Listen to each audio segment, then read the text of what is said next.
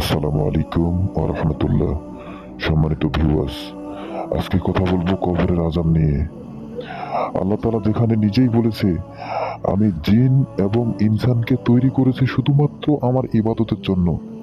আমরা মানুষ আমরা মানুষ হয়ে কিভাবে আল্লাহ তাআলার ইবাদতকে ভুলে বেপরোয়া হয়ে গুনার কাজে লিপ্ত হই?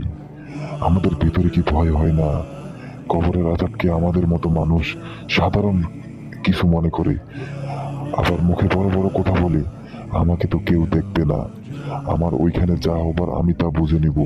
কিন্তু ভাই, আপনি যদি কবরের আযাবের সামান্য একটুও যদি আসর করতে পারতেন আপনার শরীরে, আমি চ্যালেঞ্জ দিয়ে বললাম, আপনি কখনোই ওই রকম তুচ্ছল্যমূলক কথা বলতেন না, যে কথাগুলো আপনি বললে আপনার শরীর সব শিউরে উঠবে। এখন বলছি আযাবটা কি? আল্লাহ তাআলা আমাদেরকে এত সুন্দর করে তৈরি করে আমাদেরকে কেন আযাব দেবে ভাই? আমাদেরকে আযাব দেওয়ার একটাই কারণ, সেটা হচ্ছে আমরা আল্লাহ তাআলার দাসত্ব বাদ দিয়ে দুনিয়ার কাজে লিপ্ত হয়ে শয়তানের ধোঁকাতে অন্য কারো দাসত্ব করি। এখন আপনি বলেন, না আমি তো কারো দাসত্ব করি না, আমি তো সবসময় কাজকর্ম নিয়ে ব্যস্ত থাকি, ইত্যাদি এটসেট্রা করি, আমি তো অন্য কারো দাসত্ব করি না। হ্যাঁ ভাই, আপনি হয়তো এই কথা বলতে পারেন, তো আপনি একটাবার চিন্তা করে দেখেন, আচ্ছা শয়তান কি কম সময়ের জন্য ইবাদত করছে না বেশি সময়ের জন্য ইবাদত করছে?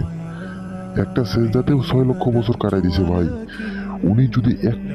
উনি একটা মাত্র শর্ত, আল্লাহ তাআলার একটা শর্ত না রেখে যদি উনি ইবলিশ হয়ে যায়, তাহলে আমরা দিনে কয়টা মিথ্যা কথা বলি, কয়টা গুনার কাজ করি, কয়টা খারাপ কাজ করি, এটা কি একবার ভেবে দেখেছেন?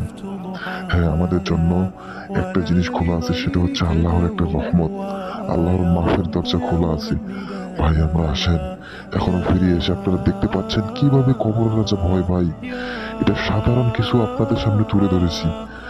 আপনারা যদি এটা নিয়ে একটু ভাবেন কবরের আযাব যে আসলে কি, তাহলে কখনোই, আমি আশিক আপনাদেরকে বলতেছি ভাই, হয়তো আমি আশিক, আমার কথা আপনারা বিশ্বাস করবেন না, কিন্তু আপনারা তখন বিশ্বাস করতে পারবেন যখন একবার শুধু একবার চান্স নিয়ে, অথবা একবার চোখগুলো বন্ধ করে ভাববেন।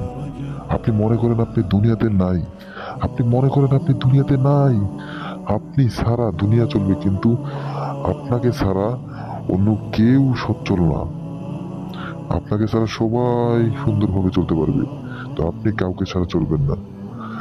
প্লিজ ভাই প্লিজ, এখনো সময় আছে, কবরের আযাবকে ভয় করুন। আসেন ভাই, আমরা সবাই ইসলামের পথে চলি, আল্লাহ তাআলার ইবাদতে সবসময় নিজেকে মশগুল রাখি। আল্লাহ তাআলা আমাদের সবাইকে কবুল করুক। আজকের ভিডিওটি এই পর্যন্ত। ভিডিওটি ভালো লাগলে সবাই লাইক কমেন্ট শেয়ার করবেন।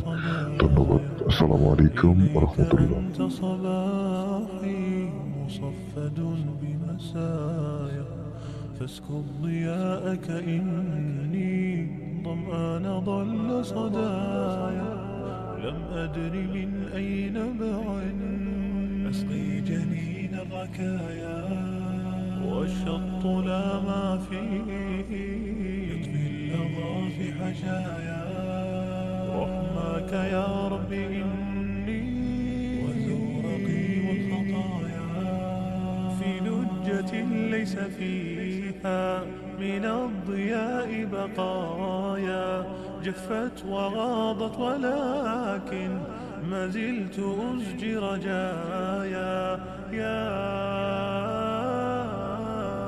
يا يا